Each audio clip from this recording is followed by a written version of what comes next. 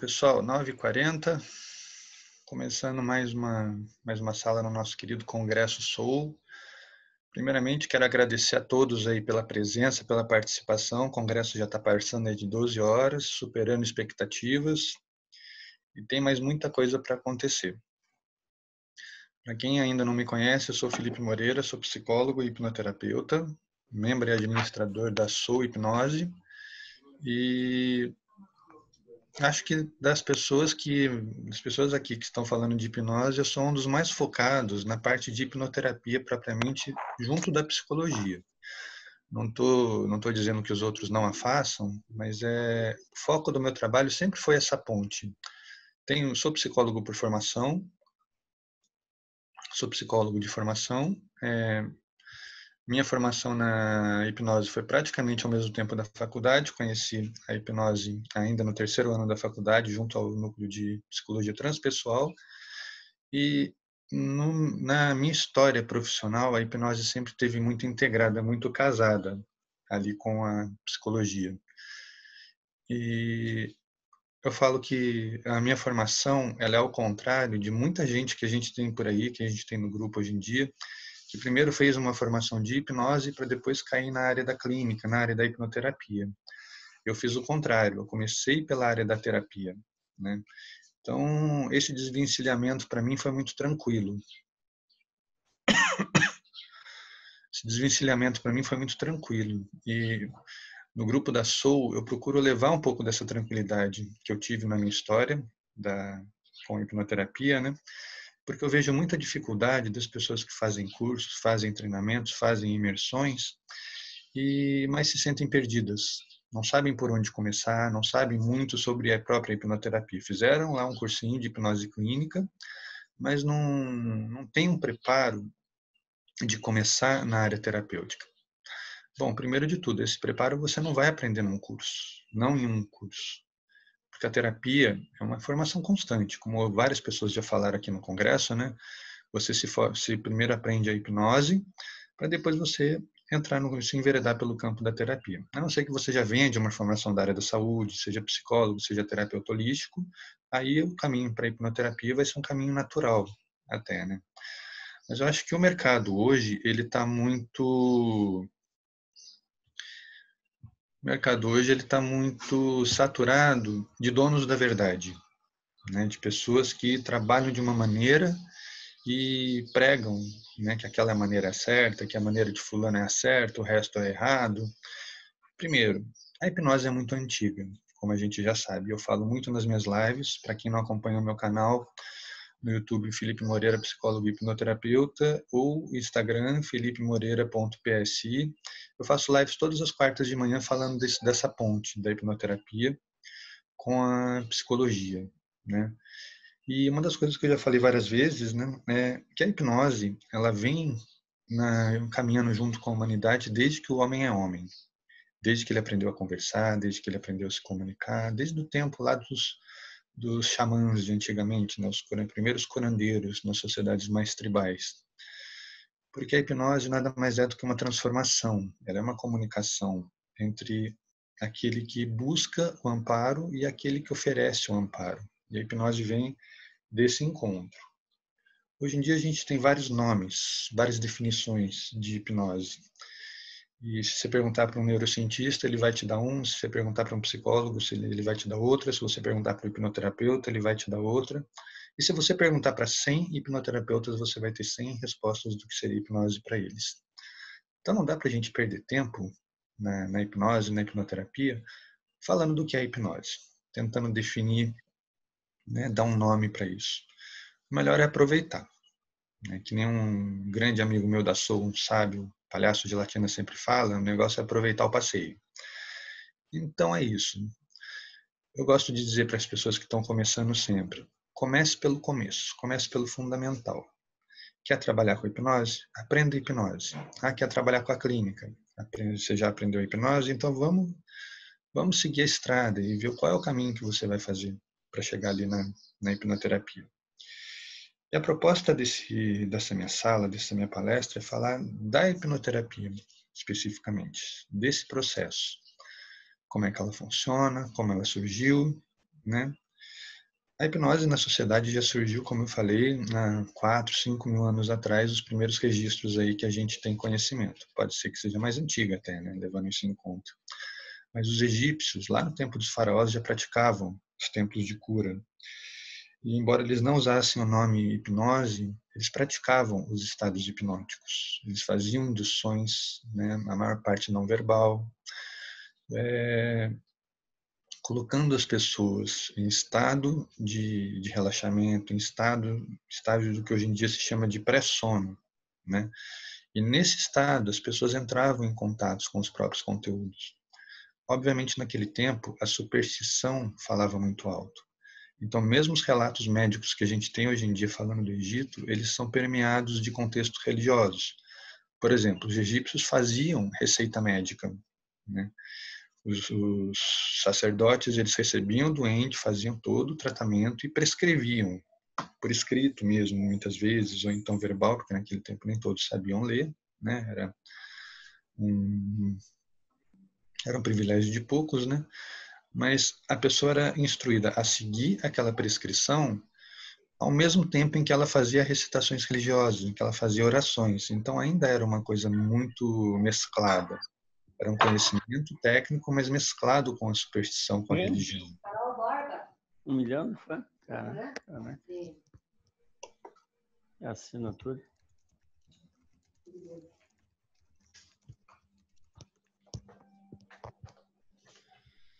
Então, assim, a hipnose ela sempre teve nesse contexto, beirando ali a questão da superstição, a questão da crença, né? Depois dos egípcios, os gregos também faziam trabalhar com estados hipnagógicos, né? Na mesma linha, as pessoas se recolhiam aos templos, iam atrás dos conhecedores, né, dos sacerdotes, e esses sacerdotes eles colocavam essas pessoas através de ervas, através de cantos, através de técnicas propriamente ditas, né, num estado que hoje em dia seria o que a gente chama do transe hipnótico, onde a pessoa ela tinha acesso aos conteúdos inconscientes que vinham para elas na forma de sonhos, resgatadas ali das profundezas do inconsciente. E era assim que funcionava. A pessoa era induzida ao transe e espontaneamente ela tinha essas visões, esses sonhos acordados, essas alucinações. E a mente dela ia sendo bombardeada. E depois, quando o sacerdote despertava, né, trazia para ela, eles conversavam sobre aquilo que aconteceu. Ela contava para o sacerdote as visões e o sacerdote ele iria fazer esse trabalho de interpretação, né? Então, essa questão da interpretação dos sonhos sempre esteve muito próxima do trabalho desses trabalhos mais antigos com a hipnoterapia, né? E depois de um tempo, essa questão, esse trabalho com hipnose, ele foi se espalhando, foi se difundindo pelo mundo e perdeu essa característica de ser algo natural dos templos, natural dos sacerdotes, né? E com o tempo foi ressurgindo nos circos, nos passeios, nos festivais itinerantes, né?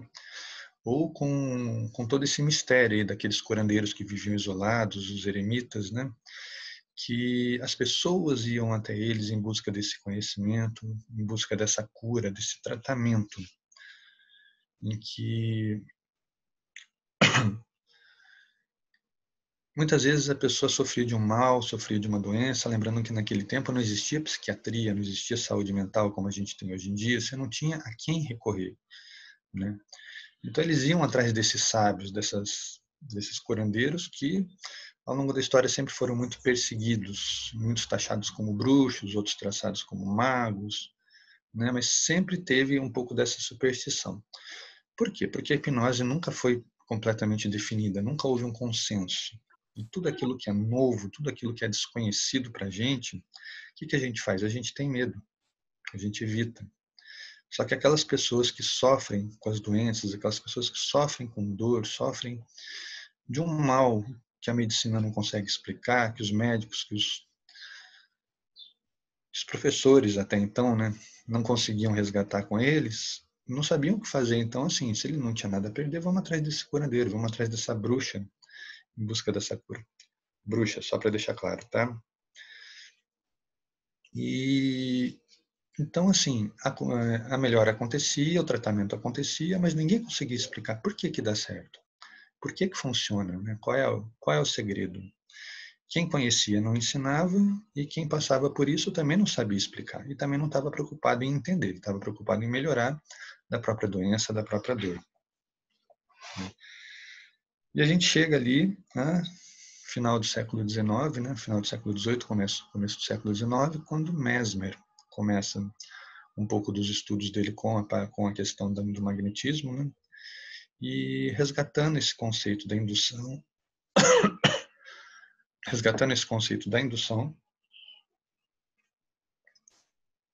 trazendo a hipnose um pouco à luz da ciência.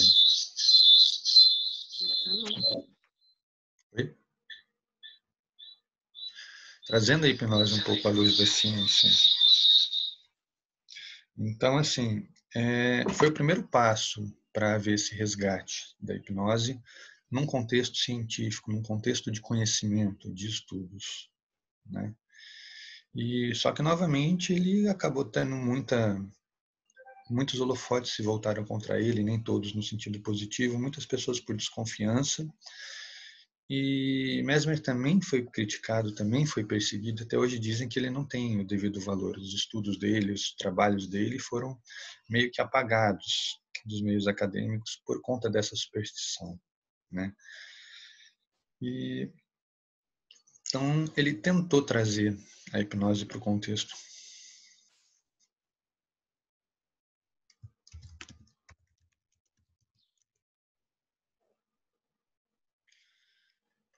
mais científico, mas aí os especialistas em Mesmer podem falar com um pouco mais de propriedade, mas o que muitos dizem é que ele acabou se perdendo, né? Que ele investiu tanto na própria imagem, tanto nos próprios trabalhos, que ele acabou se vestindo de uma autoridade que incomodava um pouco os outros. Então, aqueles que deveriam apoiá-lo começaram a criticá-lo, né?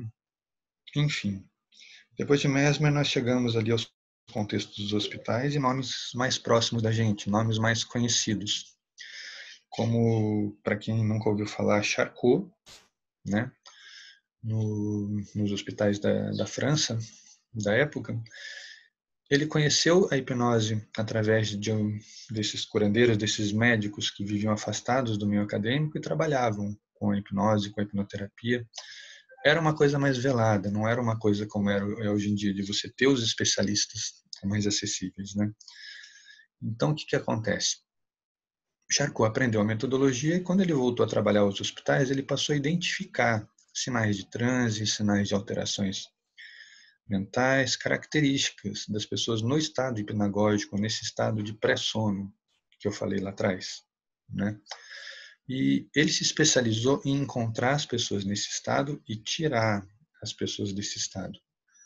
Lembrando que ele trabalhava nos hospitais com as pacientes histéricas, as pessoas que passavam a maior parte do tempo em surtos, né, em estados de alucinação, estados de consciência alterada, estados de dissociação. Essa seria a melhor palavra para usar. E ele se especializou em entender aquilo que ninguém entendia, né? Por que que aquilo acontece? Porque as pessoas até então elas eram internadas e eram esquecidas. A pessoa entrava no estado de histeria, no estado dissociativo, a família muitas vezes colocava a pessoa num asilo, num convento, num hospital psiquiátrico, né, num manicômio, e deixava lá. Ela não estava lá para ser tratada, ela estava lá para ser contida. E Charcot, através da hipnose, ele encontrou uma ferramenta muito boa para tirar a pessoa desse estado, e ele foi conseguindo notoriedade quando ninguém mais conseguia. Porque ninguém sabia explicar o que acontecia e estava tudo bem. Ficou por isso mesmo. Charcot começou a trazer propostas, trabalhando em neurociência, não se identificavam alterações orgânicas que explicassem aquele estado da pessoa. Então, ele deve ter pensado, por que não a hipnose? E, através da indução, na verdade, ele fazia uma indução desinduzindo. Como eu falei, a especialização dele na hipnose não era colocar a pessoa no estado de hipnose, era tirar a pessoa desse estado. E começou a dar certo. Ele começou a ter resultado quando nenhum médico mais conseguia. Ele começou a ter respostas positivas, pessoas voltando ali ao estado de normalidade, recuperando a sanidade, né? Então, num primeiro momento, a hipnose volta aos hospitais como um resgate.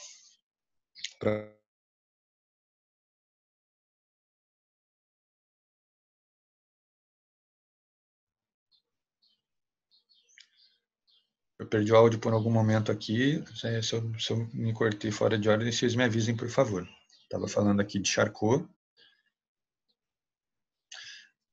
Então, ele se especializou em tirar as pessoas do estado de dissociação, em devolvê-las à normalidade, por assim dizer, né? E as pessoas voltavam à sanidade, voltavam à calma. Muitas delas não tinham mais surtos, não tinham mais aquele estado de histeria. E ele foi ficando intrigado do porquê que isso acontecia. Ele passou a investigar, ele passou a pesquisar os estados alterados de consciência.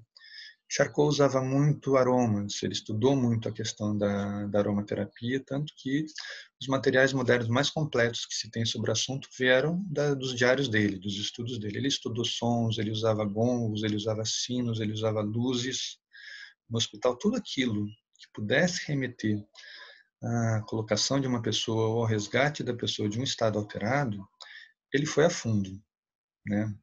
Enquanto neurocientista, ele deixou estudos enormes falando dessa questão. Mas para ele, a hipnose ainda tinha uma questão da dissociação. Ele foi um dos primeiros a falar de uma segunda personalidade nossa, que seria o que ele chamou de uma personalidade oculta. Lembrando que ele era anterior a Freud, né?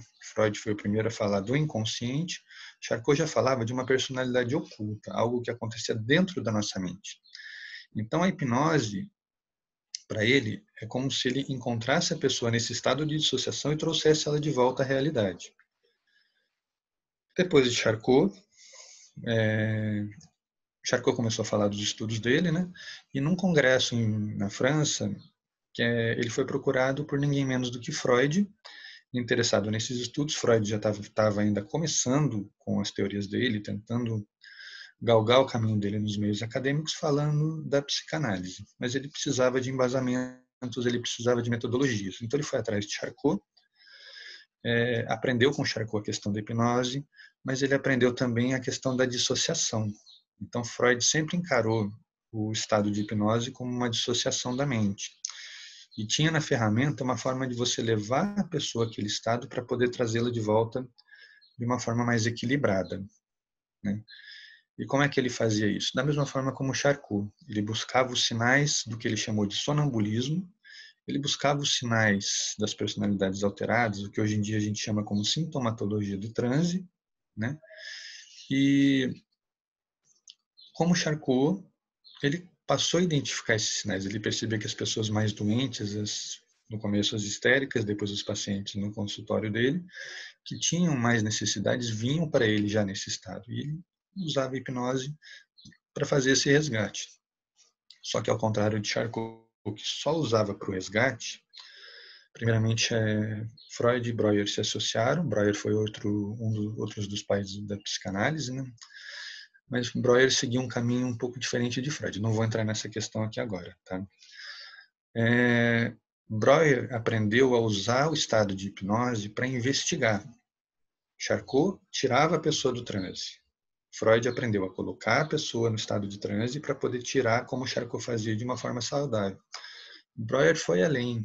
Ele aprendeu a colocar a pessoa no estado de transe e deixar ela lá, para que assim, naquele estado alterado, ela pudesse fazer uma investigação, o terapeuta pudesse investigar com a pessoa o que estava acontecendo naquele mundo interno, o que está acontecendo na realidade daquela pessoa, né? Por quê? Algumas pessoas têm tanta facilidade de entrar, outras menos. Até hoje não se tem uma explicação clara, mas sabe-se que há pessoas que são altamente suscetíveis à hipnose, altamente influenciáveis pela hipnose, pela influência das pessoas, pela persuasão, né? E outras menos. Por um tempo, isso era acreditado a uma questão de força mental. É como se a pessoa que se deixasse levar fosse mais fraca do que o terapeuta. Hoje em dia a gente já sabe que isso não existe mais. Primeiro que a gente tem os conceitos modernos da hipnose que vão dizer que a hipnose ela depende da vontade da pessoa de querer participar pelo processo. Então, a autoridade do terapeuta está em ajudar a pessoa a passar por ele. É como se ele ensinasse a hipnose para aquela pessoa. E desse processo passou a nascer a hipnoterapia. Freud foi o primeiro a fazer essa terapia com o uso da hipnose. Lembrando que Charcot ele só tirava. Freud levava a pessoa até o estado e ia trazendo ela de volta. E enquanto ia trazendo a pessoa de volta, muitos dos elementos que estavam ali reprimidos, recalcados, que provocavam um estado de trauma, provocavam um estado de fobias, neuroses, iam se desfazendo conforme a pessoa ia se apoderando deles. E voltando à normalidade, onde a pessoa não tinha mais repressões, né? Aí algumas pessoas vão falar, mas Freud desistiu da hipnose. Esse tema é bem polêmico, tá? Não vou entrar nessa discussão porque a gente fica um congresso inteiro só falando sobre isso. Mas para resumir, Freud não desistiu da hipnose. Freud parou de usar a hipnose. Porque, primeiro, ele estava engajado na descoberta, na elaboração do próprio método de trabalho, que era a psicanálise. Então, ele não tinha interesse em usar uma metodologia que não era a dele, que não fosse envolvida com o método dele. Então, ele aprendeu a hipnose, aprendeu a lidar com esse estado de dissociação, só que o que ele foi percebendo? Que nem todos os pacientes, primeiro, eram suscetíveis, nem todos os pacientes entravam no estado de hipnose, né, com tanta facilidade, e muitos nem queriam entrar. E terceiro, ele percebeu que ele não precisava da hipnose, que as pessoas conseguiam entrar nesse estado durante o processo terapêutico, entrar em contato com aqueles conteúdos, e o terapeuta ia ajudando a pessoa a trazer aquele conteúdo para a consciência, para que aquele trauma fosse perdendo a força. Então, o que ele viu? Que na metodologia dele, a hipnose era só uma ponta. Então, ele foi deixando ela de lado. Entendeu? Não é que ele desistiu. Ele usou até o final. Mas na psicanálise, ele percebeu que era irrelevante. Tá? Isso eu estou falando de uma forma bem resumida. Como eu falei, é um assunto polêmico, cabeludo. Se eu for falando disso aqui, eu fico um congresso inteiro falando disso. Gente, quem tiver alguma dúvida, se quiser ir colocando aqui no chat, eu vou respondendo conforme eu for desenvolvendo, tá? Então, Freud fez esse grande resgate, né, da hipnose dentro da clínica. Por que eu falei de Breuer? Breuer falou da clínica da catarse. O que seria a catarse? Seria a libertação da pessoa desse estado alterado. A libertação da pessoa dessa dissociação, daquilo que prende ela a esse passado. Freud propôs uma definição de regressão como um método de defesa do organismo. Então você está lá, vive a sua vida, você chega num momento onde você tem um trauma, você passa por uma coisa muito complicada. O seu inconsciente vai te prender num looping daquele momento. Aquilo foi tão intenso para você que vai ficar gravado ali. Então você continua vivendo a sua vida, mas de tempos em tempos o seu inconsciente vai voltar para lá, vai ficar lembrando daquilo. E esse looping, essa ancoragem, é o que adoece a pessoa, que vai criando esse estado de dissociação. Por que dissociação? Porque a pessoa vive a vida dela, mas na verdade a consciência dela não está no presente, a consciência dela está aqui atrás. E por isso ela fica o tempo inteiro se remetendo àquele momento, àquele trauma, por uma questão de defesa. Muitas vezes a mente da pessoa bloqueia a lembrança, mas fica o estado emocional que acometeu, né? E Freud percebeu que na maior parte dos pacientes dele haviam amnésias, haviam bloqueios de memória onde a pessoa conseguia até dizer que algo aconteceu, mas ela não se lembrava do que. No começo ele usava a hipnose para fazer esse resgate. Depois ele foi percebendo que alguns pacientes não entravam no estado de hipnose, mas conseguiam voltar e fazer esse resgate. Foi quando ele se aprofundou na metodologia dele, na psicanálise. Eu não vou me aprofundar nesse assunto, que mais tarde a gente vai ter a palestra da Ludmilla, que está aqui com a gente, que vai ser sobre essa questão. Então ele percebeu que era irrelevante e parou de usar a hipnose por essa questão. Não era condizente com o método dele. Breuer se especializou na questão da catarse, na questão de fazer com que a pessoa entre no estado alterado, busque o trauma e volte já praticamente com aquilo resolvido. Ele vai resolvendo durante o estado de hipnose. O que aconteceu? Ele começou a perceber que a pessoa que passava pela hipnose, ela ficava um pouco obcecada por aquela questão. Porque por ela passar a ter acesso a uma parte dela que ela não tinha, por ela conseguir acessar conteúdos inconscientes, ela via a beleza daquilo e o quanto aquilo era libertador. Você se lembrar de um medo, processar o estado emocional que aquele medo causou, entender que aquilo não é mais do seu presente, aquilo já está no seu passado, e poder viver a sua vida. Então as pessoas ficavam viciadas nesse estado, ficavam viciadas nessa hipnose. E ele foi também se afastando um pouco da hipnoterapia por conta disso, entendeu? Ele percebia que havia um pouco de descontrole. Lembrando que quando a gente está falando de Freud, quando a gente está falando de Charcot, de Breuer, a gente está falando da hipnose clássica, que era uma hipnose autoritária, onde o terapeuta era a autoridade, né? Onde o terapeuta, como os médicos, lembrando que os hipnoterapeutas eram todos médicos, tá? Eles colocavam para a pessoa aquela forma de tratamento. As pessoas, antigamente, elas não questionavam o médico, elas não refutavam o que o médico trazia para elas. Então, se o terapeuta falava, isso vai te ajudar, a pessoa acreditava, não, então tá bom, então isso vai me ajudar, né? Então, vinha de uma hipnose autoritária. O que é uma hipnose autoritária? É aquela forma clássica que a gente vê nos filmes, que a gente vê nos desenhos animados, você vai dormir. Brincadeira. Você vai dormir, você vai fechar os olhos. Quando eu contar até 3, você vai se aprofundar nesse estado de relaxamento. Então, toda a hipnose acontecia de uma forma indutiva, como se o terapeuta estivesse fazendo algo com o paciente, né? E hoje em dia a gente sabe que não é bem assim que acontece, mas naquele tempo é o que se conhecia da hipnose, né? Vou ajustar aqui na colinha. Então, depois de Freud, com a metodologia da psicanálise, ele teve um grande amigo e um grande aluno chamado Jung, Carl Gustav Jung, um psiquiatra suíço, né? Para quem não conhece, que ele aprendeu com Freud, entendeu a psicanálise de Freud, entendeu a teoria de Freud, mas qual foi a grande questão entre Freud e Jung? Freud seguiu uma metodologia em que a psicanálise se baseava no trauma. Então, toda a questão do desenvolvimento mental do ser humano estava marcado por momentos de trauma, momentos de quebra naquele padrão mental.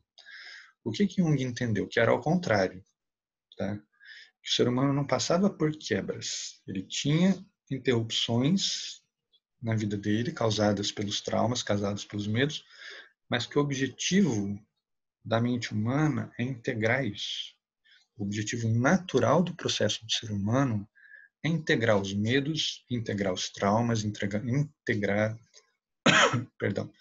integrar esses receios para formar uma mentalidade única. Enquanto Freud trabalhou com a ideia da dissociação, Jung trabalhou com a ideia da integração. Então, tem gente que compara os dois, né, de uma forma um pouco superficial, eu diria até um pouco leviana, dizendo que a grande questão da briga dos dois foi a questão da religião. Talvez no âmbito pessoal, mas não no âmbito acadêmico. Para quem não sabe, Freud vem de uma família de judeus, vem de uma origem judaica, mas na psicanálise ele se afastou da religião, né? Então, a teoria dele não tem um embasamento religioso. Jung, pelo contrário, filho de um pastor presbiteriano, de uma mentalidade completamente esotérica, ele levou com ele esse mapa, esse conhecimento da transformação, esse conhecimento da espiritualidade. Então, quando ele integrou isso, esse conhecimento anterior dele à própria psicanálise, ele foi tendo uma outra visão de ser humano, uma outra visão da mentalidade. E ele percebeu que é possível, sim, haver uma coexistência entre as duas. Lembrando que eu estou falando de religiosidade, eu não estou falando de... Perdão, estou falando de espiritualidade, eu não estou falando de religiosidade. Eu não estou falando de igreja, não estou falando de templos, eu estou falando aqui do processo de espiritualidade. Lembrando que psicologia é de psicoelogia, o estudo da alma, o resgate da alma. Psicoterapia é a terapia da alma. É melhorar aquilo que está dentro da gente, aquilo que nos compõe enquanto seres além do físico, né? Extrafísicos, como uma palavra que Jung usava muito. Então ele percebeu que para haver essa integração, você não pode abrir mão de partes da sua vida, como Freud propunha, entendeu? E o Jung acreditava que ao longo da vida, você passa por coisas para te fazer olhar para trás e refletir, aprender com aquilo e retomar esse caminho. E que o processo terapêutico, o papel do terapeuta na vida das pessoas é ajudar nesse resgate. Buscar lá atrás da causa do problema, desvincular a pessoa daquele aprisionamento, daquele looping que eu falei, e trazer a pessoa para um estado onde ela possa continuar o estilo de vida dela. Como é que isso acontecia para Jung? Ele, como a gente sabe, a criança ela nasce identificada com os pais. Ela nasce vivendo a mentalidade dos pais, as crenças dos pais, ela vive o mapa dos pais. E ao longo da vida, o que acontece? Ela vai amadurecendo, ela vai aprendendo os próprios conteúdos, o próprio estilo de vida e ela vai se libertando dessa identificação. Então, o que seria o processo de individuação para Jung? Seria essa transformação entre o eu identificado com o coletivo para aquele eu amadurecido, onde eu não vivo o conflito do social, eu não vivo o conflito do meio, eu vivo os meus conflitos. E fazendo isso, o que Jung descobriu? Que todas as pessoas passam por conflitos muito semelhantes, passam por complexos, por neuroses muito semelhantes umas às outras. E é o que ele foi chamado inconsciente coletivo, né? A questão dos arquétipos, que são as nossas imagens primordiais, todos aqueles conceitos que já vêm leis lá da Idade das Pedras, da criação da mentalidade humana, foram ficando enraizados, são aprendizados de gerações que chegaram até nós. Só que se a gente for lembrar de tudo que a humanidade já passou, haja cabeça para lembrar de tudo isso. Então aquilo fica armazenado na forma de memórias muito primitivas. Eu vou dar um exemplo para vocês. Se eu falar para você agora, feche os olhos e imagine um monstro. Pode ser que alguém imagine um lobisomem. Pode ser que alguém imagine uma bruxa. Pode ser que alguém imagine um monstro horroroso, enorme, cheio de braço, olho. E pode ser que você imagine uma criança. Então, monstro é uma coisa que representa o quê? Representa o nosso medo primordial. Todo arquétipo, ele é um conceito primitivo. Ele é uma forma do nosso inconsciente fazer esse resgate de uma forma rápida, lá nas profundezas do nosso inconsciente, e deixar essa ideia pairando aqui no nosso inconsciente. E sempre que nossa consciência precisar buscar, a primeira coisa que ele vai encontrar é esse arquétipo. Então ele está na gente. Uma pessoa nasce identificada com o social, com os pais, cresce vivendo ali a vida na família, e ao longo da vida ela vai se separando, vai passando por divisões de estradas ali, que são as escolhas dela. E isso é saudável que aconteça.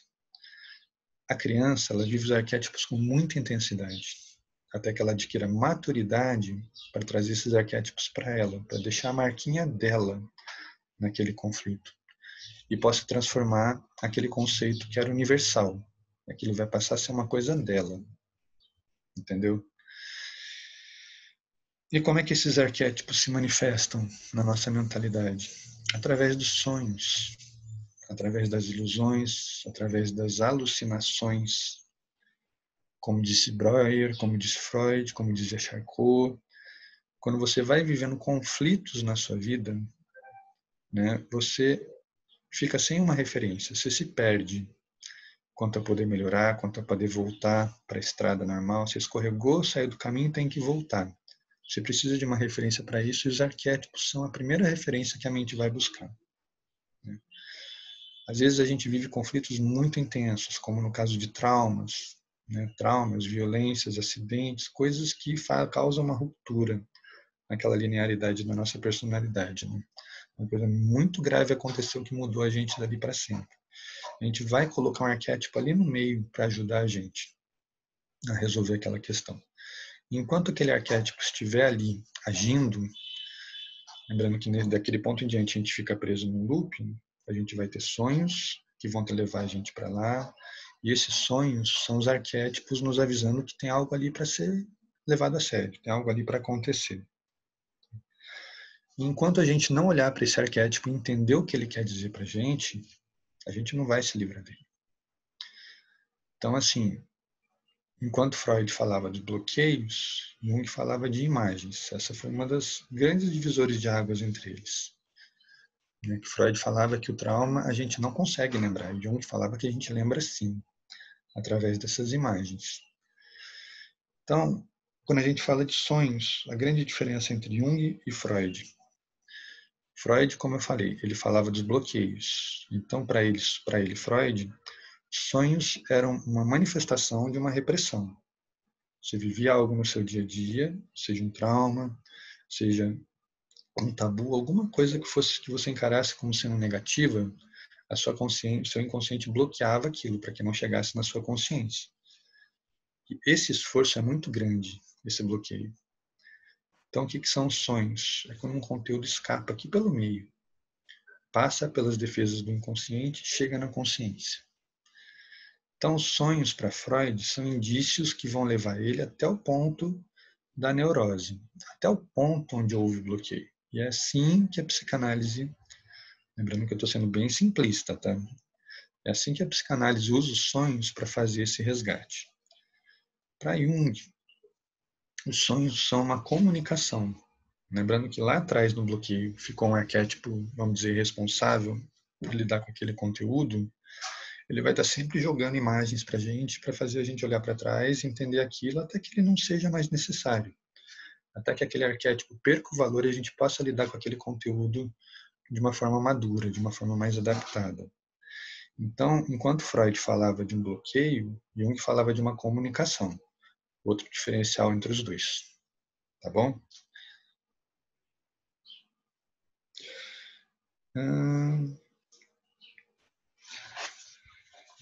Jung falava muito da questão da integração. O que seria a integração? É quando você faz esse resgate, consegue olhar para a sua vida sem pudor, sem medos, sem traumas, ver que está tudo bem naquele caminho. E, a grosso modo, ver que os arquétipos não são mais necessários ali. Que você já tem maturidade para lidar com os seus conteúdos, com os seus medos. Jung trabalhava com hipnose o tempo inteiro.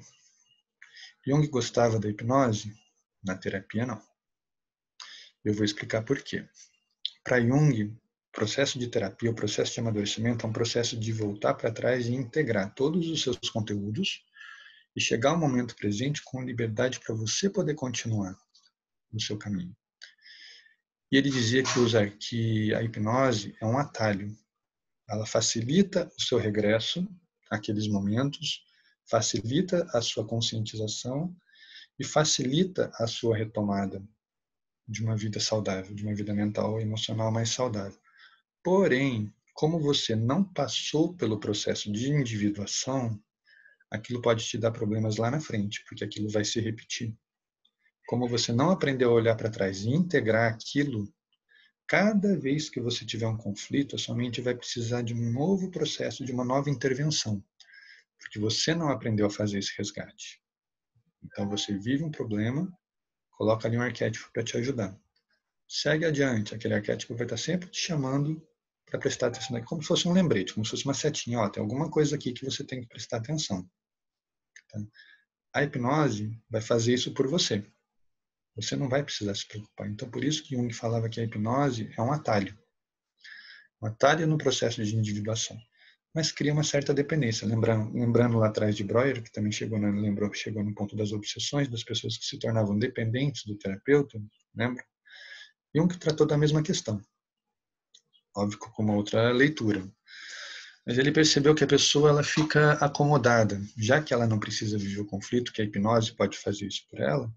Então, assim, em casos extremos, ele usava a hipnoterapia, mas ele propriamente não gostava disso. Porque, na visão dele, tira da pessoa controle sobre o próprio desenvolvimento, sobre o próprio amadurecimento. Então, a hipnose junguiana é muito parecida com a de Freud, mas Jung, como eu falei, ele usava muito as imagens, ele visualizava muito, ele trabalhava muito a questão das alucinações, das visualizações.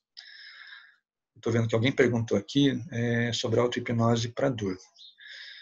nos minutinhos finais aqui, eu vou ensinar um exercíciozinho muito simples com vocês para essa questão, usando um pouco da leitura junguiana, tá? Então, essa integração para Jung era vital nesse resgate, para fazer esse regresso, essa recuperação dos conteúdos inconscientes, né? Então, ele não gostava da hipnose, o que não quer dizer que ele não acreditasse nela, o que não quer dizer que ele não usasse. Pelo contrário, tem muitos relatos nos congressos de Jung trazendo casos de como a hipnoterapia ajudava os pacientes, mas em todos eles prevalecia esse incômodo por tirar da pessoa o controle, né, desse resgate, dessa integração. Como que um terapeuta, chegando nos tempos modernos agora, lembrando que Jung ele foi um dos grandes transformadores da linguagem hipnótica. E mais recentemente nós tivemos um grande papa da hipnose que fez a transição final entre a hipnose clássica e a hipnose moderna. Quem falou que é Erickson, acertou. Erickson pegou toda essa leitura clássica e foi trazendo uma nova leitura, uma nova visão para a hipnose. Lembrando que os clássicos já sabiam que a hipnose, para acontecer, ela não depende só do terapeuta, ela depende que a pessoa se deixe levar, que a pessoa confie. Então, Erickson foi um psiquiatra americano que trabalhou muito essa questão do rapport, do acolhimento ao paciente, da escuta terapêutica e de usar a fala do paciente no próprio processo. Então, não era mais o terapeuta que dava as ordens, não era a linguagem do terapeuta que conduzia o processo. Ele usava a linguagem da própria pessoa. Então, era um processo muito mais orgânico, muito mais leve e com ótimos resultados. Não vou falar melhores, não vou falar piores, mas com resultados muito bons, porque já que está usando a linguagem da pessoa para o autoconhecimento, aquilo se torna muito mais natural para a pessoa de ouvir, entendeu? E se torna muito mais natural, lembrando que para a hipnose você tem que fazer um rebaixamento do senso crítico. E como é que você faz isso? Através da indução, através do rapport, acolhendo a pessoa, deixando com que ela confie em te trazer os conteúdos. Cada vez que você confia, mostra para a pessoa essa confiança, aquele senso crítico que fala, não, eu não posso falar sobre isso, ele vai diminuindo. E você chega num estado de confiança onde você fala, onde você tem uma conversa inconsciente, onde você fala, você pode confiar nessa pessoa. Ela está te entendendo, ela está te ouvindo, né? Então, Erickson trabalhou muito essa questão da naturalidade. Ele não era aquele terapeuta que investigava, ele não era aquele terapeuta que precisava que o paciente trouxesse para ele. Porque ele sabia que no tempo certo aquilo viria. O papel dele, terapeuta, qual era? Fazer com que a pessoa refletisse sobre aquilo. E ele usava as metáforas, usava as histórias. E como é que ele chegou nessas histórias? Lembram do arquétipo? Então, Erickson resgatou muitos dos arquétipos junguianos através das histórias dele. Ele mesmo se definia como um grande contador de histórias. E ele foi percebendo que as histórias, quando você envolve os arquétipos, quando você consegue trazer os elementos da pessoa numa metáfora, numa construção, a pessoa confiava mais para entregar. A pessoa confiava que ela não estava lidando com uma coisa mágica, ela não estava lidando com uma superstição. Ela estava lidando com uma coisa que era dela, o jeito de falar, o jeito de ouvir. E Erickson era mestre em ouvir o que a pessoa tem a dizer. Erickson se especializou pelas próprias deficiências, pelas próprias paralisias. Ele passou por paralisia, ele passou por doenças gravíssimas, onde os médicos falavam para a família, ele vai morrer. Isso dos 14 aos 17 anos de idade. Erickson morreu com quase 80. Então eu acho que os médicos exageraram um pouquinho, né? Ou a vontade de Erickson de passar por aquilo foi tão grande que transformou o corpo dele. Aquilo que deveria prendê-lo, como ele mesmo diz, foi o libertador. Foi o que libertou ele daquela prisão. E através disso, através dessas imagens, Erickson trabalhava com os pacientes dele. E o insight que ele provocava através dessas histórias, desses contos, era tão intenso que tem relatos de pacientes que escreviam cartas para ele, às vezes 2 anos depois, falando, nossa, doutor, eu passei com você em terapia no tal período, hoje aconteceu uma coisa comigo que eu me lembrei daquilo que o senhor já me falava. Hoje eu entendi o que o senhor quis dizer. Então, Erickson plantava sementes de autoconhecimento na pessoa, sabendo que alguns iriam demorar para aparecer, a pessoa iria demorar para entender, mas iria entender. Então, ele mexia nas engrenagens no tempo certo, na mente das pessoas. Essa foi a grande transformação. Enquanto os hipnoterapeutas antes dele precisavam do resultado ali, Erickson confiava na distância. E aí a gente vai entrar numa outra questão da hipnoterapia, que é a psicologia. A psicologia, ela parte do pressuposto de uma continuidade. Então, você não tem a pressa do processo. A hipnoterapia é um trabalho mais curto, então você tem que ir mais fundo, mais rápido. Não é que uma é melhor que a outra. São maneiras diferentes de trabalhar. Tá? Então, Erickson trouxe uma nova leitura para a hipnoterapia. Uma hipnoterapia que não mudava a vida da pessoa naquele momento. Ela ia fazendo mudanças em que a pessoa ia se apoderando do próprio processo ao longo da vida, ao longo da continuidade. Entenderam? Quando a gente fala de hipnose, qual é outro grande bicho-papão? Já que a gente está falando de arquétipos e monstros, né? É a tal da abreação. O que é uma abreação? É o bloqueio que você tem de um conteúdo, de um medo, de um trauma, daquilo que aconteceu na sua vida e foi marcante. Você não quer ficar lembrando daquilo. Ou você põe uma pedra em cima, você põe um arquétipo ali, vigiando aquilo para te ajudar a lidar com aquilo. A abreação, como o nome fala, é uma reação indesejada. É quando a consciência começa a caminhar naquela direção. Você vai fazendo esse looping, vai fazendo esse resgate. E conforme você vai chegando perto, seu inconsciente fala, opa, ó, pode parar, tem alguma coisa aí, não passe desse ponto. E a mente, muitas vezes, ela já está lá na frente. Ela não está prestando mais atenção no inconsciente, ela já voltou para aquele ponto. Já voltou a sentir medo, já voltou a viver o trauma, já voltou a viver aquela lembrança, mesmo que ela não lembre. Mas ela acessou aquele estado emocional. Então aquilo vem com uma violência, muitas vezes, avassaladora. A gente tem hoje em dia duas leituras na hipnose. A hipnose para o show e a hipnose para a terapia. A abreação show, ela vai mostrar para o showman que ele está no caminho errado. Se a pessoa está entrando em abreação, ele está indo muito fundo. Ele está tocando numa parte muito delicada e que ele tem que voltar. Como é que um showman tira uma pessoa de abreação? Não é 1, 2, 3, abre os olhos. Primeiro, você colocou a pessoa num estado emocional. Você tem que lidar com esse estado emocional. Você não vai viver o trauma da pessoa, você não vai tratar a pessoa no meio do show, no meio da rua. Tá bom? Você vai trabalhar o estado emocional. Lida com a pessoa no que ela estiver apresentando e vai trazendo ela de volta, vai tirando ela daquele estado, para que ela possa pelo menos fazer uma pequena integração desse conteúdo. Ela não vai fazer o tratamento ali, mas você não vai criar um novo trauma. Você não vai ensinar para o inconsciente dela de que toda vez que ela estiver entrando naquele estado, ele tem que fazer um novo bloqueio. Pelo contrário, você vai estar ensinando para essa pessoa de que é possível chegar ali perto e voltar com segurança. Entendeu? Então o showman ele usa a aberração para saber o limite do trabalho dele. Quem viu a sala de gelatina mais cedo, ele fala de alguns casos onde às vezes a aberração é tão forte, tão rápida que não dá tempo. Então assim, como é que você sabe onde você está pisando?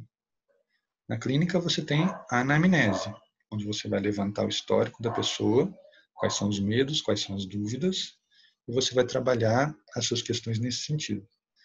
Na rua você não tem anamnese, mas você tem uma coisa muito legal chamada pré-talk, né? Que é parte do processo da hipnose.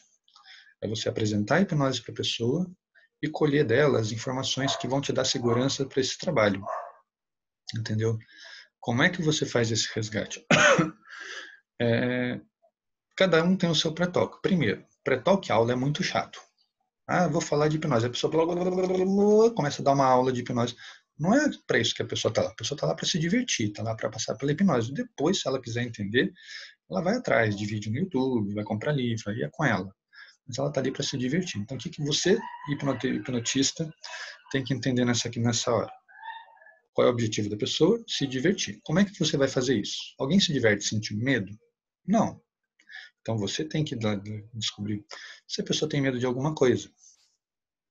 Eu brinco muito nos meus pré-talks quando eu uso. Você tem medo de alguma coisa? Tem medo disso, então não vamos falar sobre isso. Então eu vou brincando e vou desviando a atenção da pessoa. Já sei que eu não posso usar aquele elemento, não posso usar aquela visualização, né? Porque vai dar choque para a pessoa. Vai causar uma abreação muito forte ali, né? Então, são perguntas de segurança que vão te nortear. Lembrando que no show eu evito a abreação. Se eu começo a ter um indício de abreação é porque eu estou no caminho errado, eu tenho que voltar com aquela pessoa. Na clínica é o contrário, eu estou procurando a abreação, quero que ela aconteça. Porque é aí que eu vou saber que eu estou na direção certa. Entendeu? O Zé Benedito fez uma pergunta aqui, a diferença entre a catarse e a abreação. É isso que eu ia falar agora. A abreação vai te levar para o ponto do bloqueio, onde você botou aquela pedra lá atrás ou onde ficou aquele arquétipo lá te sinalizando. Quando você consegue fazer esse resgate e voltar pelo seu caminho, voltar para a estrada, voltar para uma vida saudável, alinhada emocionalmente, a sensação de libertação é muito grande. A sensação de que você deixou algo para trás e resgatou muito da sua vida é o que a gente vai chamar de catarse. É esse processo de você tirei um peso das costas. Cada um tem um nome para isso. Eu chamo de insight, tem gente que fala que caiu a ficha. Então, cada um tem um nome para isso, entendeu? Basicamente é isso. Tem gente que confunde os dois, a abreação com catarse. Não. A abreação é um sinal de que você está caminhando para uma catarse, mas ela pode não acontecer. Porque às vezes o medo ainda é tão grande que você não chega até lá. Você vai se aproximando, aproximando, aproximando, e o seu inconsciente te traz de volta. E aí que vira o processo de adoecimento. Onde você tem uma neurose, você tem uma fobia, você tem um trauma. É o seu inconsciente não te deixando voltar para aquela questão. Entendeu? Espero ter respondido, Zé. Então, é isso que a gente fala. A gente chama de abreação. Tanta gente ouve falar como se fosse um tabu. Não é um tabu, é um alerta. Tá? E no caminho da hipnoterapia, a gente passa pelo processo de indução com a pessoa. Tá? Você trabalha a questão dos traumas, a questão dos medos. Você faz esse resgate, faz essa regressão, esse retorno até o ponto onde o inconsciente dela está sinalizando aquele problema. Lembrando que você tem que respeitar o tempo do paciente. Você não tem que forçar o paciente a voltar. Ele vai voltar. Você está lá só para guiar ele até lá. E respeitar que se você vê que ele está tendo muita abreação, que aquilo está muito forte, está muito negativo, ainda não está na hora de chegar lá. Esse é o meu método de trabalho. Tem gente que gosta de forçar a pessoa a empurrar de cabeça no abismo. Eu não gosto. Mas aí sou eu falando, tá? Eu. Então, o terapeuta vai levar a pessoa a integrar e vai voltar por esse caminho. E aí a gente tem uma coisa muito importante na hipnoterapia chamada ressignificação. O que é a ressignificação? A ressignificação é você mudar o significado que uma coisa tem para você. Como é que você faz isso? Se um trauma foi gerado por uma carga emocional muito grande, a sua consciência não está pronta para lidar com ela. Então, o seu inconsciente vai ficar tampando, vendando seus olhos, até que aquilo vai perdendo a carga emocional, vai diminuindo de importância, vai diminuindo o quanto aquilo te afeta, até chegar num patamar onde o seu inconsciente entenda, não, agora pode deixar porque a consciência consegue lidar. Esse processo de rebaixamento é o que a gente chama de ressignificação. Quando você muda a característica de uma lembrança, peso emocional de uma lembrança. Memória se forma por duas questões. A vivência da experiência, que é o estado emocional, e a lembrança que você constrói disso. Você tem uma memória que vai ficar armazenada no seu sistema nervoso. E quando você lembrar, você não lembra primeiro da imagem, você lembra primeiro do emocional. O seu gatilho, o seu signo sinal, por assim dizer, que vai te fazer lembrar, é o seu estado emocional. Por isso que a abreação é um alerta tão importante. Tá? Então, quando você está fazendo esse resgate lá no inconsciente, sua abreação vai dizer que você está entrando no caminho certo. Né? Encontrou o estado emocional, é o caminho das migalhas que a gente fala. Você está caminhando, chegando no núcleo daquele problema.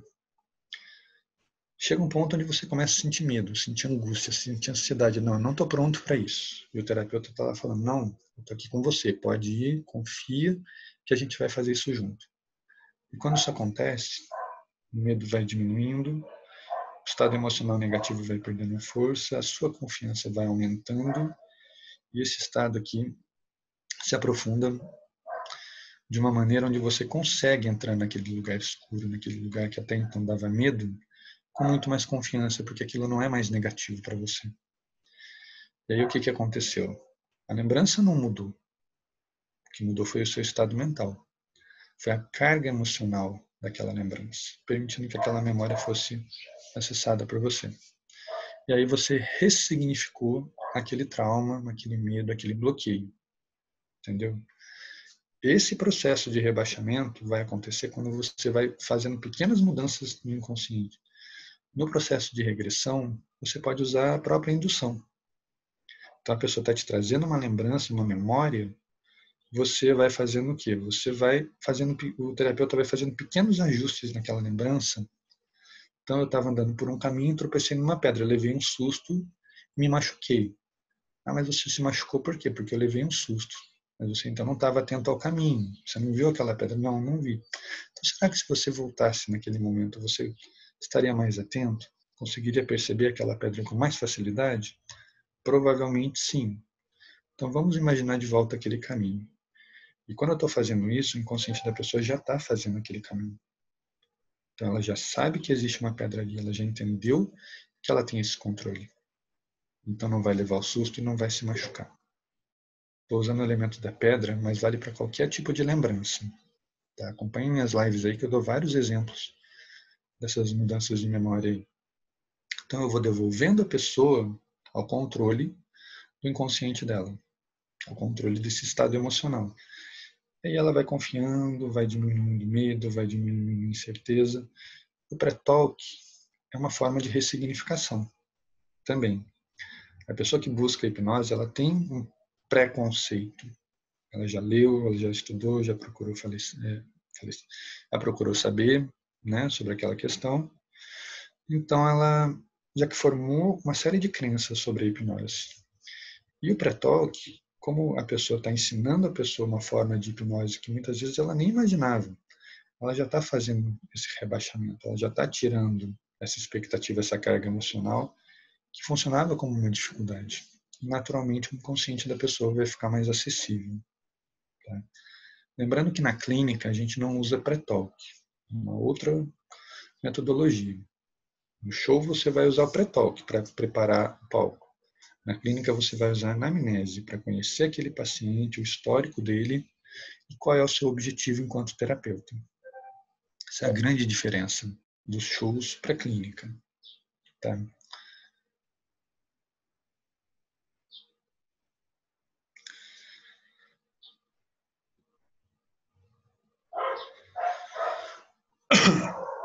Zé, para responder a sua pergunta, assim, como a gente sabe que toda memória é uma reconstrução, elas...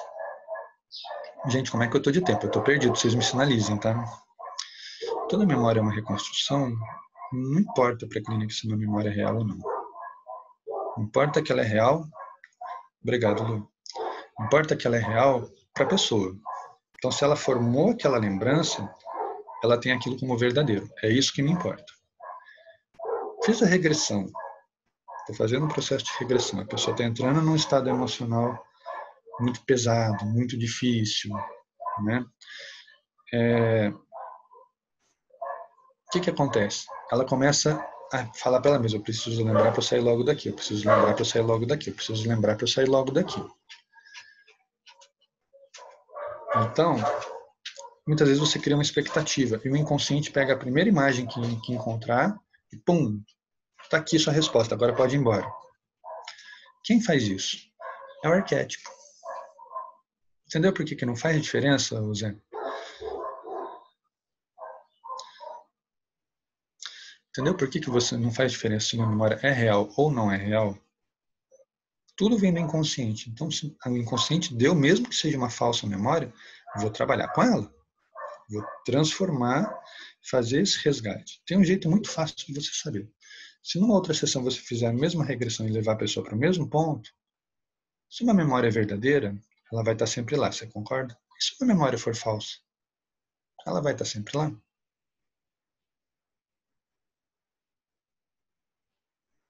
Pensa que uma memória falsa é algo que você pegou às pressas. Então você não deu a devida atenção. Se você voltar para o mesmo ponto, preciso de outra memória falsa, eu vou pegar outro pedaço da história. Então vão haver discrepâncias. É assim que você tira, não faz, assim faz a prova dos 30. Né? Então, gente, eu falei um pouquinho, né? Falei bastante sobre o processo de hipnoterapia, desde o rapport, do acolhimento, entender o que levou a pessoa a buscar terapia, passar pelo processo de anamnese, que é entender quem é aquela pessoa, qual é a queixa dela e o que ela está procurando com a terapia. E o processo de indução, busca pelas abreações e como lidar com essas questões. Você vai lidar amparando a pessoa na carga emocional e diminuindo a expectativa dela. Através disso, quando você faz o caminho inverso com a pessoa, por que eu falo caminho inverso? Você vai colocar uma pessoa em transe, você faz uma contagem regressiva. 5, 4, 3, 2, 1. Quando você vai deshipnotizar uma pessoa, você tem que fazer a contagem contrária. Por quê? O inconsciente dela tem que entender que ela está fazendo o contrário do que ela fez para entrar. Então a contagem vai ser 1, 2, 3, 4, 5. Isso vai criar uma marca no inconsciente de que ela está voltando. Então você está ancorando a entrada, do mesmo jeito que você ancorou a entrada, você vai ancorar a saída. Entendeu? Isso vai libertando as pessoas. E ao longo desse entra e sai, por assim dizer, você vai ensinando a pessoa de que ela é capaz de passar por esse processo. Por isso que toda hipnose, como diz Erickson, é uma auto-hipnose. Você está entregando na mão da pessoa a chave do acesso ao inconsciente dela. É um aprendizado constante. Tá? Tem gente que em uma sessão já sai craque em entrar em auto-hipnose. E tem gente que demora muitas sessões. Vai de cada um.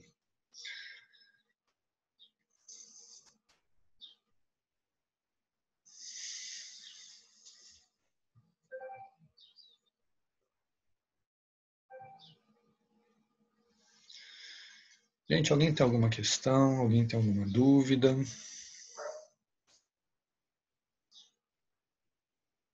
Eu espero ter respondido a pergunta do pessoal que fez aí.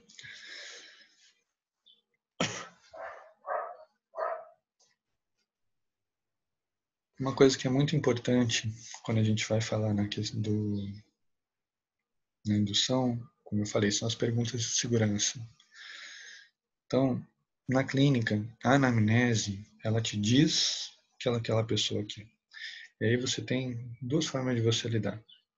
A pessoa que procura, por exemplo, a hipnoterapia, eu quero emagrecer. Você começa a descobrir já na anamnese que aquela pessoa tem uma questão muito grande de estresse, de ansiedade, de medos, de depressão. E que emagrecer, na verdade, é uma consequência desse trabalho composto. Por isso que entra a terapia no meio. Você vai elaborar com a pessoa o processo de emagrecimento. Não é uma coisa que ela vai, hipnotizar e emagrecer. Tem todo um processo associado ali. Mas nem todos querem. Nem todo mundo quer passar pelo processo. Então a pessoa quer emagrecimento. Eu, na minha forma de trabalhar, eu foco muito na terapia. Então, assim, se eu observo que o emagrecimento... Lembrando que se a pessoa busca emagrecimento, ela já passou por médico, já tentou dieta, já tentou exercício e nada está dando certo. Aí eu vou para o emocional. Agora, se a pessoa não passou por um médico, não faz o acompanhamento, é muito arriscado eu trabalhar com uma hipnose para emagrecimento, porque a pessoa não tem a disciplina necessária, ela não tem o acompanhamento devido. Eu posso, por exemplo, tentar fazer uma indução de emagrecimento para uma pessoa que tem, por exemplo, um problema de tireoide. Ela não vai emagrecer tão simples assim. Eu vou estar criando nela uma ilusão. Eu vou estar enganando aquela pessoa de que vai dar certo quando eu já sei que não vai dar. Por isso que a anamnese é tão importante. Uma pergunta legal do Luiz aqui. Como determinar o número de sessões? Luiz, tem gente que trabalha com protocolo fechado. Eu trabalho com protocolo de 5 sessões, 8 sessões, 10 sessões. Cada um tem uma sua metodologia de trabalho.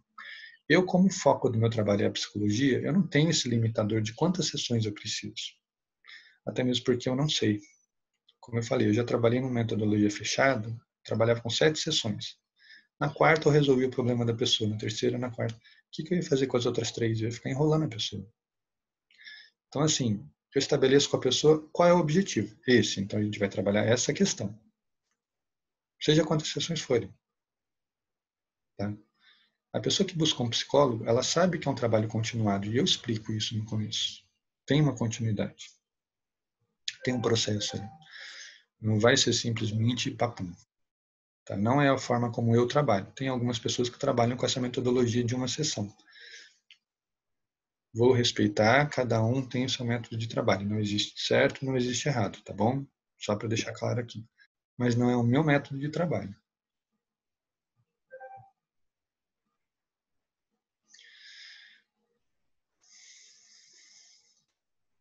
Bruno perguntou os cuidados de um profissional a realizar a hipnose. Primeiro, o ambiente tem que ser tranquilo. Você tem que prezar pela segurança da pessoa. Então, não vai botar a pessoa sentada numa cadeira dura que ela possa cair, induzir o estado de hipnose e a pessoa pum de cara no chão. Então, você tem que colocar um ambiente confortável, colocar a pessoa muito... Por isso que muitas vezes a gente trabalha com a pessoa deitada. E dificilmente ela está deitada, ela vai cair. Né? A não ser que ela se debata, se jogue. Entendeu? Então, a posição da pessoa é muito importante. Ambiente acolhedor, ambiente calmo, que não tem interferência, não tem interrupções.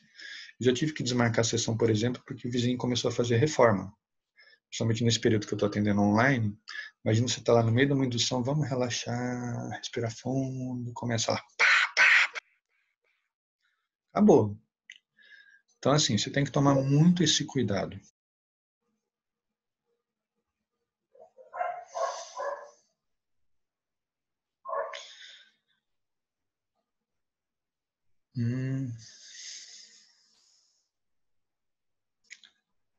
Sirlene perguntou aqui, eu tento fazer o processo por alívio da dor, mas ela persiste. O que será que estou fazendo de errado?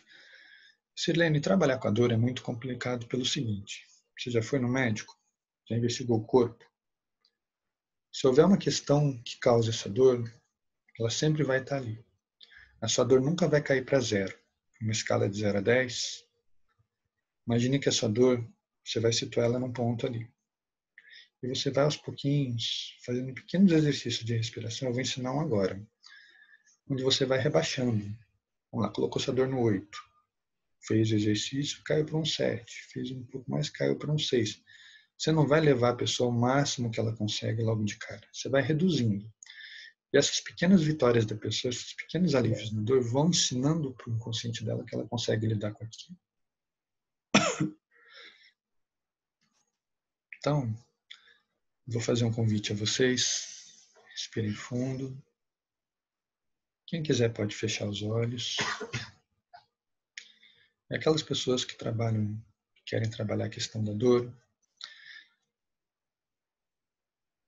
eu quero que vocês percebam, enquanto estão respirando, como o seu corpo reage a essa respiração.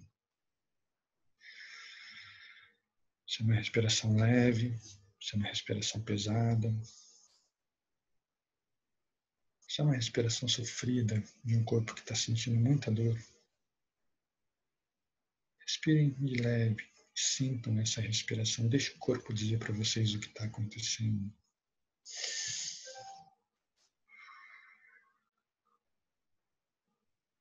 A cada respiração, vão percebendo o caminho do ar entrando, peito enchendo, relaxando e esse relaxamento se espalhando pelo corpo. E quando vocês encontrarem esse ponto, quando o seu corpo sinalizar onde está essa dor, vão levando o ar que entra até aquele lugar, porque a sua respiração não para no peito, ela continua por todo o corpo. Então o ar entra, passa pelo nariz, desce pela garganta, infla o peito e vai descendo pelos braços, pelas pernas, vai caminhando, percebendo como está esse corpo, se ele está tranquilo, se ele está incomodado. Quando você encontrar aquele ponto da dor, Lembra a sua respiração de que é ali que ela tem que ir. Respire e deixa o ar descer. Respire e deixa aquela dor ser sentida. Deixa ela te dizer o que está acontecendo. Conforme você respirar, leva a sua atenção até aquele ponto.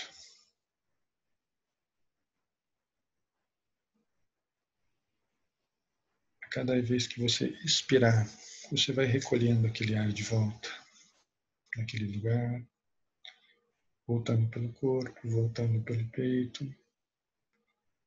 Sente aquela dor acompanhando a respiração, subindo pelo corpo, descendo da cabeça em direção ao nariz. Sopra essa dor para fora, sopra esse ar carregado.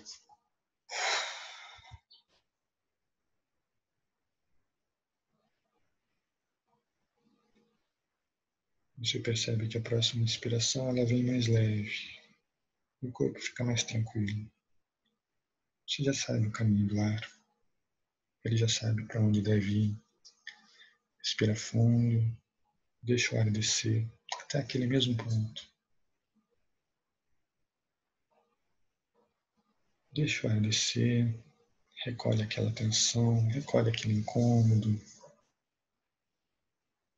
Traz ele de volta até o peito, até a garganta e sopra.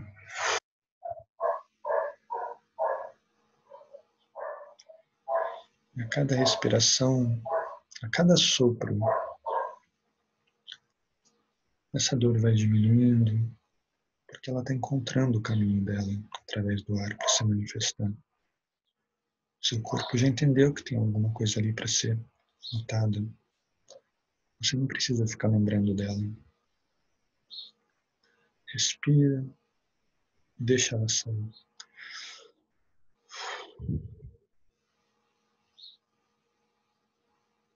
Se aquela dor era um 8, respira até que ela baixe com 7.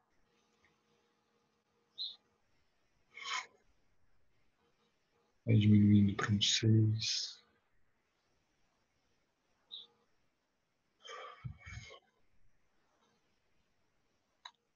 Até que a dor se torne confortável. Ela vai continuar ali, te dizendo que há algo para ser prestado atenção. Mas ela não é mais um incômodo, porque você já entendeu que você não precisa ficar pensando nela. Ela vai te lembrar, o seu corpo vai lembrar que há algo ali para ser feito. E que toda vez que você respirar fundo, essa atenção vai voltar para ela. A necessidade de pensar nessa dor vai diminuindo até ser desnecessária. Essa dor vai se transformar num incômodo. Esse incômodo vai se transformar numa pequena coceira. Essa coceira vai se transformar numa sensação, até que a dor seja só uma lembrança. Respire quantas vezes for preciso. Quantas vezes o seu corpo achar necessário, para que aquela dor perca força. Para que você entenda que a dor que te incomoda não é a dor que o seu corpo sente, mas a dor em que você pensa. Às vezes a dor não é a dor, é o medo da dor, é o medo de sentir. Quando você se sentir bem, quando você perceber o alívio crescendo junto com a respiração, está na hora de voltar. Respirando fundo, deixando o corpo despertar desse relaxamento gostoso, abrindo os olhos e voltando ao momento atual.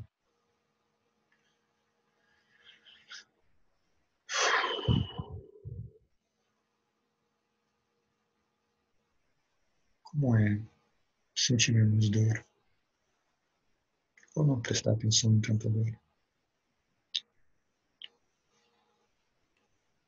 Esse é um exercício bem simples. Eu levei 5 minutos para fazer. Você pode fazer no seu dia a dia. Quantas vezes forem preciso. Quantas vezes você quiser fazer, quantas vezes você sentir necessidade. A dor, a gente percebe ela de 3 maneiras. A dor que o corpo sente, a dor que a gente pensa que está sentindo e a dor que a gente ainda não sente, mas sabe que vai doer.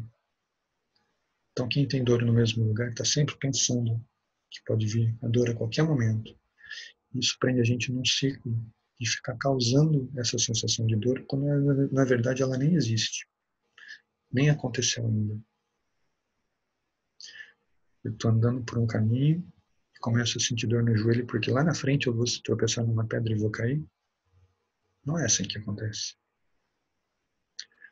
Então vamos voltando no momento presente, lembrando que aquele corpo é saudável, que aquela dor é só uma parte do que nós estamos no controle.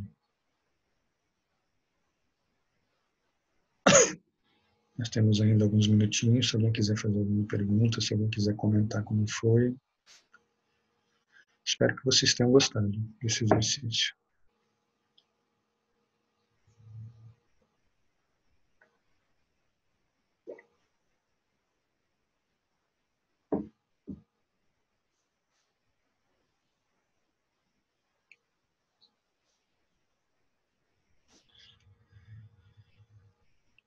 Para quem tiver interesse,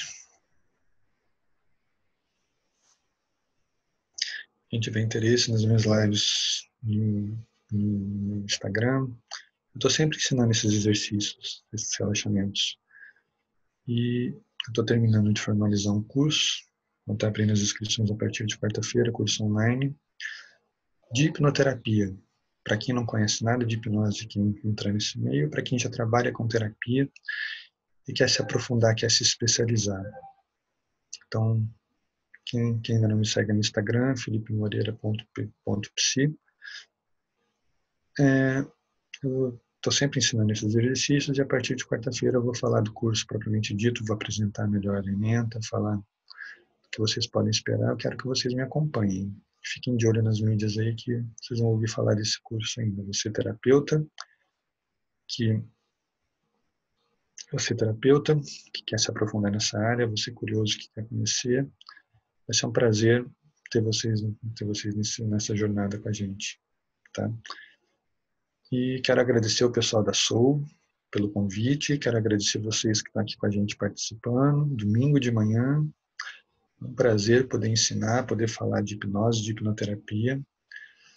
Gratidão a todos vocês aí, acompanhem a minha página, acompanhem o trabalho e fiquem de olho no curso aí, quem tiver mais interesse me procure, eu vou falando mais sobre isso, tá bom? Gente, um grande beijo a todos, um grande abraço. Espero vocês a próxima e o congresso continua. Até às 9 horas. Tem muito chão para acontecer aí. Pessoal da Soul,